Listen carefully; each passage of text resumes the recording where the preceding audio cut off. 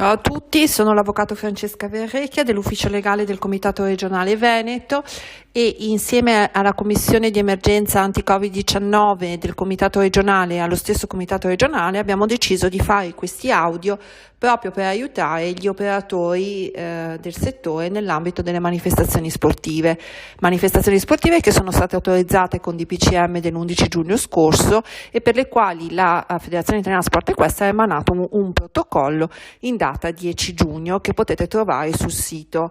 Questo memo è rivolto agli ufficiali di gara che dovranno appunto fare i conti con le linee guida nell'ambito delle manifestazioni sportive. Ricordiamo che il protocollo FISE obbliga i comitati organizzatori ad adottare per ciascun impianto, in raccordo con l'autorità sanitaria locale, appositi protocolli operativi e attuativi contenenti i dettagli dei sistemi organizzativi utilizzati per tutelare la salute del proprio personale, degli operatori equestri e dei partecipanti, protocolli che devono essere rispettati, presi in visione e rispettati anche dagli ufficiali di gara come da tutti gli altri operatori. Detto ciò, ricordo che la responsabilità del rispetto delle disposizioni di legge governative regionali e comunali resta comunque in capo esclusivamente al comitato organizzatore della manifestazione. Questo vuol dire che l'ufficiale di gara e le figure tecniche presenti, anche se nominate dalla federazione, sono tenute a garantire il rispetto dei regolamenti sportivi e il corretto svolgimento della manifestazione sotto un profilo esclusivamente sportivo, mentre la responsabilità dei protocolli rimane in capo al comitato organizzatore della manifestazione. Rammento però che la prima misura di protezione da cui dipendono tutte le altre è comunque il senso di responsabilità di ciascuno. Ricordo che le manifestazioni sono svolte a porte chiuse per il momento, ciò significa che possono accedere alla manifestazione esclusivamente il concorrente, l'istruttore, il groom, l'autista del van, ma solo per il tempo necessario ad effettuare le operazioni di carico-scarico, entrambi i genitori o in alternativa l'accompagnatore delegato in caso di minori, eventuali accompagnatori ulteriori per esigenze personali, il presidente federale e i consiglieri federali, il presidente regionale e i consiglieri regionali, il segretario generale e direttore sportivo, eventuali figure delegate dalla federazione, eventuali rappresentanti degli sponsor ma solo per il tempo necessario a svolgere le eventuali attività specifiche, ad esempio le premiazioni, personale collaboratori del comitato organizzatore, eventuali veterinari, assistenti o maniscalchi, eventuale personale medico o paramedico. Le misure di prevenzione principali sono sempre le stesse tre e quindi A. distanziamento interpersonale, B. igiene e dispositivi di protezione, C. igienizzazione degli impianti a cura del comitato organizzatore. In tale ambito ricordo che la mascherina deve essere indossata anche all'aperto qualora non sia possibile rispettare la distanza interpersonale di 1 metro tra le persone e di 3 metri con gli atleti in fase di allenamento e gara, mentre non deve essere indossata dagli atleti nel momento in cui svolgono l'allenamento e la gara.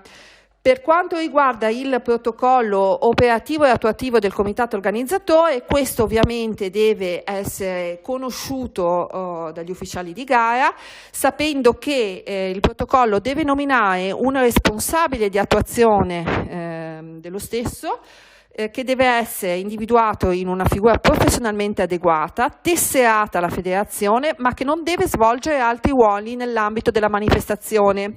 Il responsabile di attuazione del protocollo operativo non può interferire sulla gestione delle attività sportive che rimangono comunque di esclusiva competenza del presidente di giuria o di figura analoga per altre discipline.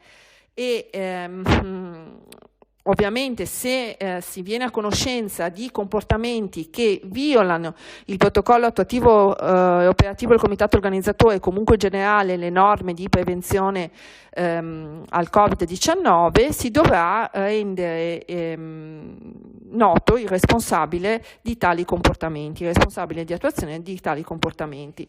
Figura diversa invece sarà il responsabile all'accesso degli impianti, che sarà sempre individuato dal comitato organizzatore e deve essere sempre tesserato presso la federazione, che avrà le funzioni di tenere il registro delle persone autorizzate all'ingresso e di vigilare sui soggetti autorizzati. Per ciò che riguarda le norme comuni nella gestione delle competizioni sportive e nello specifico quello che può riguardare gli ufficiali di gara, partiamo dall'area box, in cui è importante sapere che ove per motivi tecnici l'ufficiale di gara o lo steward o altro operatore dovesse avvicinarsi al cavaliere, al cavallo, a una distanza inferiore di 2 metri, deve indossare la mascherina e può toccare la bardatura del cavallo o il cavaliere solo dopo essersi igienizzato preventivamente le mani.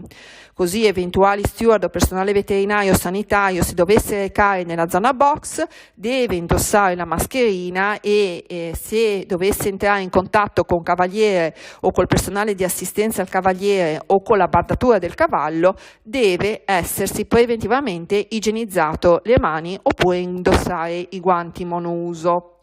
Per quanto riguarda il locale della segreteria, ricordo che bisogna, per quanto possibile, favorire le iscrizioni attraverso l'utilizzo di sistemi telematici e informatici.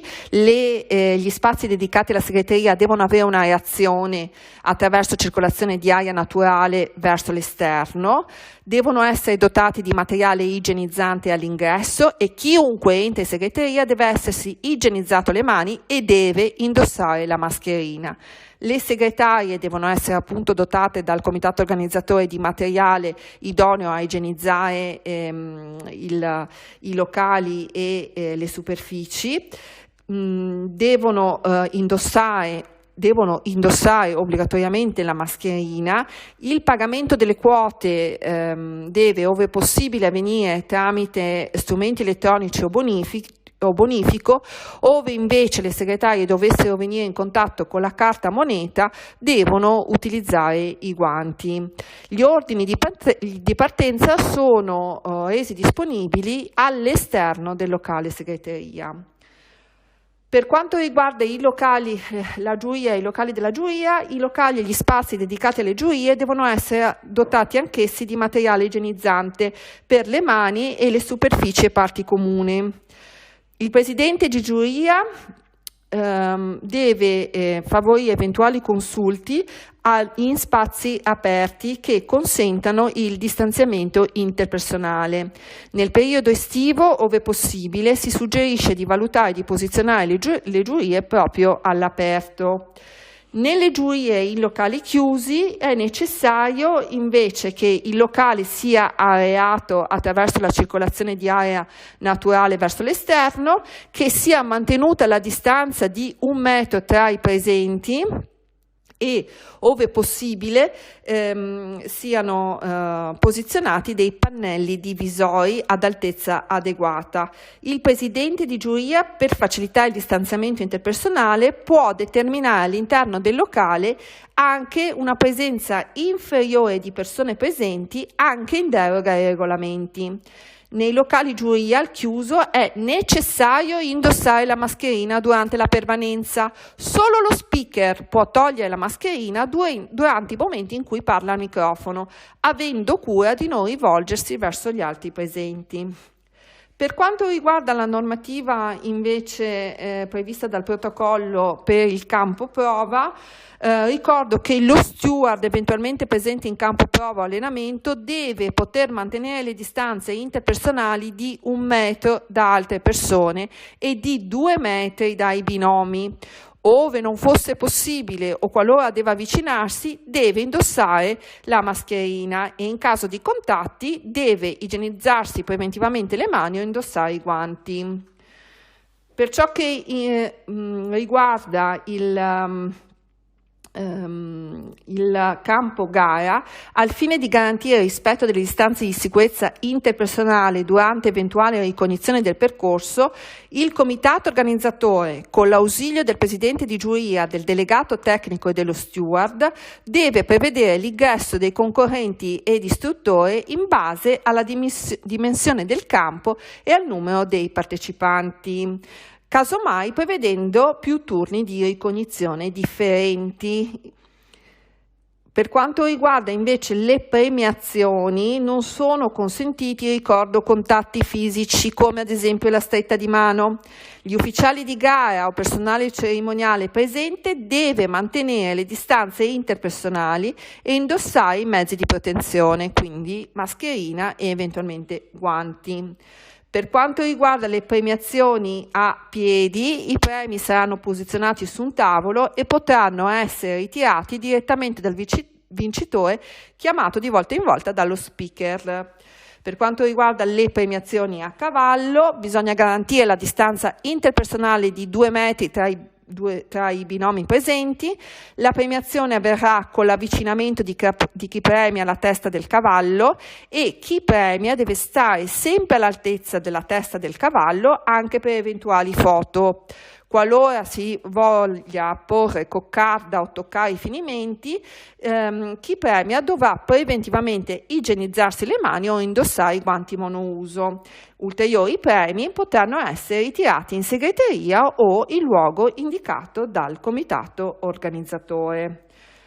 Mi raccomando, alla fine di questa parte generale, ricordo che la prima principale misura di prevenzione è il nostro senso di responsabilità. Un caro saluto a tutti.